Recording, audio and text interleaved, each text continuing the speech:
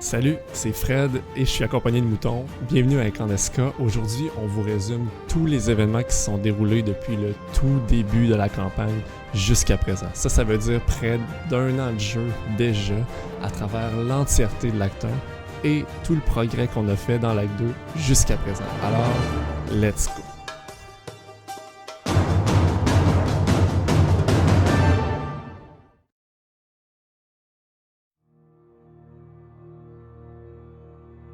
Le continent de Khorvaire se remet de la dernière guerre, une confrontation de 100 ans à la suite de la fragmentation de l'Empire galiférien qui gouvernait la plupart des terres. Le conflit change le cours de l'histoire pour tous les peuples de Khorvaire, à travers de multiples générations, jusqu'à la fatidique tragédie du Grand Deuil, un effroyable cataclysme magique qui emporte la nation de Cyr en l'espace de quelques jours à peine, et qui la transforme à jamais en un désert inhabitable qui sera dès lors connu sous le nom des Endeuillés. En l'an 996, soit 2 ans plus tard, le traité de Trônefort sera signé par 13 nations indépendantes, mettant un terme à la guerre sous la peur qu'une autre de ces catastrophes terribles puisse se produire un jour. En l'an 998, un demi-orc du nom de Venric Keltrix, membre du collège bardique clandestin connu sous le nom des Murmures, apprend l'existence d'une inquiétante organisation parmi les hautes sphères de la société du continent de Khorvaire. Cette organisation, connue sous le nom des Réverbères, s'infiltre dans des lieux sacrés ou généralement bien gardés pour des raisons inconnues, et ils laissent toujours leur marque caractéristique d'une lanterne inversée. Pendant ce temps, dans le pays d'Onder, 5 jeunes gens sont réunis par le fruit du hasard dans la ville de Passage lors de la cérémonie d'ouverture des premiers Jeux de Galifard, depuis la déclaration de la dernière guerre il y a déjà un peu plus d'1 siècle. Ces gens se nomment Anaeg et Tristan de Canis, Breloque, Findel Valana et Yol. Malgré eux, ils interceptent une des opérations des Réverbères, alors que tout tourne au drame dans une catastrophe arcane qui passe près d'emporter un quartier entier de la ville. Ils identifient aussi parmi les coupables Anton Tald, un haut dignitaire du pays de Breland et proche collaborateur de la reine d'Onder. Dans un affrontement dans les ruines du stade, Yol trouve ce qu'Anton semble chercher. Un tesson de Sibéris, une pierre magique au potentiel énorme. Le groupe fuit vers le sud, mais le mal est déjà fait, alors qu'Anton les désigne dans le journal national comme étant les principaux suspects. Après avoir quitté Passage, le groupe, maintenant 6 avec l'ajout du hobgoblin Mukvaruk, décide de se diviser en 2 équipes. Avec comme seule piste contre les Réverbères un journal trouvé dans les catacombes de Passage, Anaeg, Breloque et Yol partent investiguer le village de Relkor, alors que Tristan, Findel et Mukvaruk se dirigent vers le village de Bleuvigné. Anaeg, Breloque et Yol font la rencontre sur le chemin d'Ophéliane de Lyrandar et lui offrent leur aide afin de récupérer le Spectre, son bateau volant. À bord de celui-ci, ils traversent la frontière maintenant fermée d'Onder pour atteindre le pays de Thrain où le village de Relkor les attend. Ils y trouvent dans les mines du village un phénomène étrange et inexplicable duquel ils ressortent de justesse, avec Anaeg aux prises avec d'étranges visions. Afin de déterminer leur signification, le groupe se dirige vers l'Institut Hyelin de la ville de Sigistar à l'est, afin de consulter avec l'un de leurs devins. Le forgelier Maître Emblème leur révèle qu'il s'agit d'un fragment de la prophétie draconique, une ancienne force mystique incroyablement complexe qui peut prédire les événements dans les temps à venir. Le groupe est ensuite convoqué à la Cour d'Argent pour discuter de ces développements, mais la nuit suivant la convocation, un gobelin du nom de Gavno fait irruption dans leur chambre. Selon ses dires, les autorités d'Onder ont été informées de la position du groupe et sont déjà en route. L'employeur de Gavno, Venric Keltrix, l'a dépêché ici afin de les emmener à lui à la ville côtière d'Aruldosk où ils seraient en sécurité. Tristan, Findel et Mukvaruk voyagent pour leur part dans le cœur d'Onder, au village agricole de Bleuvigné. Encore durement affecté par la guerre, le village est caractérisé par les plaines d'Oxer, l'étendue de terre rendue infertile et maudite par l'énorme quantité d'énergie qui a été dépensée durant la bataille d'Oxer. La piste de Réverbères les mène dans la fosse commune qui a été érigée après la bataille et qui sert maintenant de tombeau pour les centaines de gens qui y ont péri. À l'intérieur, ils trouvent un symbole similaire à celui qu'ils ont trouvé à Passage, mais pas de traces de leurs ennemis. Cependant, au milieu de la nuit, leur campement est attaqué par des agents des Réverbères manifestés par téléportation. Leur mort était certaine si ce n'était l'intervention de Thomas, un jeune garçon qui révéla d'impressionnantes facultés magiques, emmenant Tristan, Findel et Mukvaruk à des centaines de kilomètres au sud, sur la côte d'Aruldosk.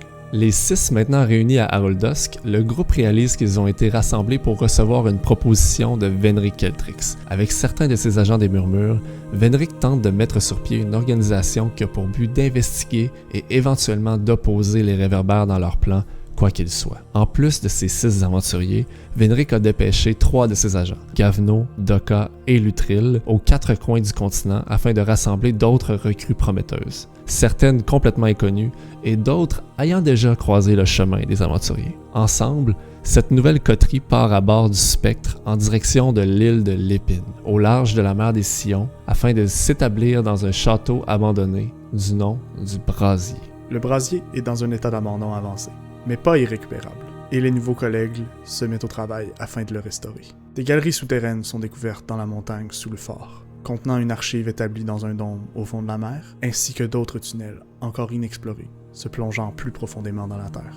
À l'extérieur, les ruines d'un observatoire sont découvertes, alors que certains des aventuriers sont à la poursuite d'une chimère, encore terrée quelque part sur l'île. Les investigations sur les réverbères débutent au village de Lessic, alors qu'un marchand de miroirs se vantait d'avoir récemment rempli une commande particulièrement large pour quelqu'un à l'extérieur du pays. La piste révèle que le client était un brelois du nom de Torbert Hale, qui habite à la ville de Starilascur. Pendant ce temps, un autre groupe se faufile dans une soirée de la haute société à Sigilstar afin d'y découvrir des informations sur les mouvements de l'ordre arcane, les forces de l'ordre ondarienne qui pourchassaient encore certains membres du Brasier. Ils réussissent à délier la langue d'un capitaine qui leur confie que certaines adresses avaient été désignées comme à éviter par ses supérieurs, dont un certain manoir situé au 22 chemin de Bré, à cette même ville de Starilascur. En parallèle à tout cela, d'autres membres du groupe se tournent vers la forêt des Harrow Crowns, où Yol avait une requête à remplir en lien avec du crime organisé avec lequel il était impliqué. Ils doivent retrouver un agent qui n'avait pas donné de contact depuis plusieurs mois. Celui-ci, Paddy Naylan, est retrouvé mort aux portes du Harrowgard, un ancien fort de l'église de la Flamme d'Argent, au cœur de la forêt. En explorant le fort, le groupe comprend que les anciens occupants l'ont déserté, à la suite de montée au pouvoir d'un culte mené par un certain Isret. Cet Isret semblait posséder un certain pouvoir sur la forêt elle-même, assaillant le fort et ses occupants de créatures de vigne. Suivant la piste laissée par les cultistes, le groupe découvre l'emplacement de leur campement. Rencontrant le Isret en question, un jeune homme qui les accueille avant de les capturer pour mener à bien son rituel d'ascension. Le groupe s'enfuit de justesse, mais perd au passage le tesson de Tibéris, qu'il avait récupéré dans l'incident de passage. À la ville de Vatiron, les rumeurs circulent à l'arrivée d'un prétendu oniromancien, un homme s'intéressant aux traitements reliés aux rêves, afin de soigner les réfugiés syriens d'une nouvelle condition mentale qu'il appelle la morsure. Le groupe rencontre ce médecin, du nom de Nazeral, et l'assiste à retrouver un des affligés, tout en étant témoin de leurs propres yeux de l'immensité du danger qui plane dans la région des endeuillés. D'autres essaient d'entrer en contact avec les Tortels de l'archipel flottante d'Aratua, afin de s'en faire des alliés, en leur proposant un échange. Les Tortels d'Aratua acceptent de fournir de l'aide médicale en l'échange de l'eau sacrée des jungles provenant du pays de Zilargo. L'eau est récupérée sans problème majeur, mais reste quand même à remettre aux Tortels d'Aratua pour conclure l'entente. Une fois bien installé dans les ruines du Brasier, Venric décide de profiter du prétexte de l'arrivée de la fête Tran de Silvertide pour organiser une célébration pour le groupe. C'est là que le nom d'incandescents prend forme pour les désigner. Cependant, la fête est écourtée alors qu'un terrible phénomène se manifeste au-dessus de la ville d'Aroldusk, par-delà la côte de l'île de l'Épine. Quelques membres du groupe sont dépêchés en urgence pour investiguer, où ils font à nouveau la rencontre du jeune homme du nom de Thomas. Devant la source de l'incident, un immense pilier de lumière ayant conquis le feu de joie de la célébration, le groupe croise Basalt, un féral en armure exerçant d'impressionnantes facultés magiques.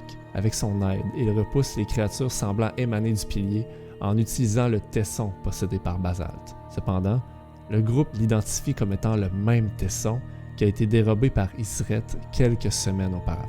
À la suite de cela, un groupe part à l'investigation de la Galerie des Sept, une caverne à la réputation inquiétante dans le pays gobelin de Dargoun, après avoir reçu des informations comme quoi des gobelins y seraient entrés. Les incandescents découvrent à l'intérieur les ruines d'un ancien laboratoire arcanique appartenant à l'ordre des scribes. Les restes d'un cercle de téléportation y sont découverts, ainsi que des parchemins contenant des mots de pouvoir, conférant à ceux qui les lisent une étrange lueur bleue à leurs yeux.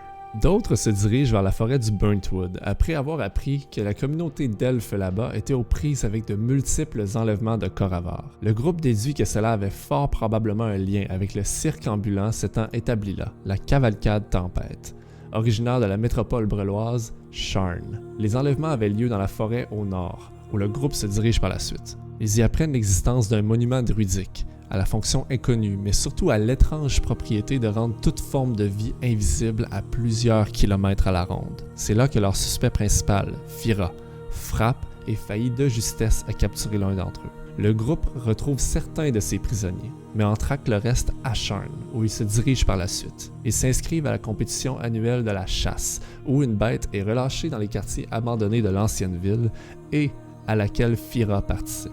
Celle-ci leur tend un piège et les emmène dans les ruines de bains populaires, où elle réussit à assassiner l'un des incandescents, Rimine Welfare. Un autre groupe se dirige également vers Sharn pour assister l'un d'entre eux, Demix de Galenda, à restaurer les fragments de ses souvenirs qui lui échappent à la suite d'un festival de musique au village de Wooden.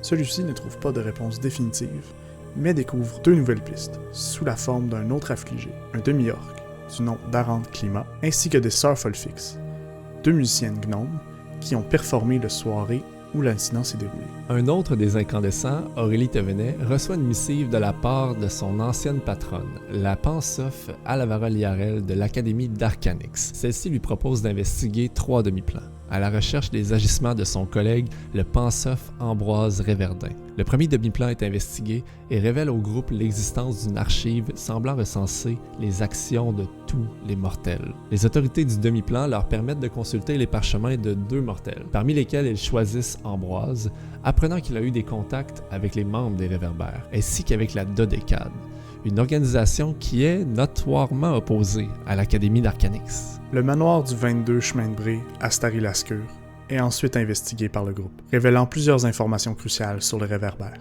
Ceux-ci semblent être dirigés par 4 membres, Anton Talt, Isosot Sivis, Elorad Fjarlan et Automne Rouge. Des notes exhaustives dans l'une des pièces révèlent et confirment les endroits où leurs actions se sont concentrées jusqu'à présent, dont Passage, Bleuvigné, Relkor et Aroldosk. Cependant, de nouveaux lieux, Roth et Fort-Lumière, sont aussi mentionnés dans leurs notes. Les Réverbères mentionnent un intérêt général pour la famille royale de Winard, qui régnait avant la guerre sur l'Empire galifarien.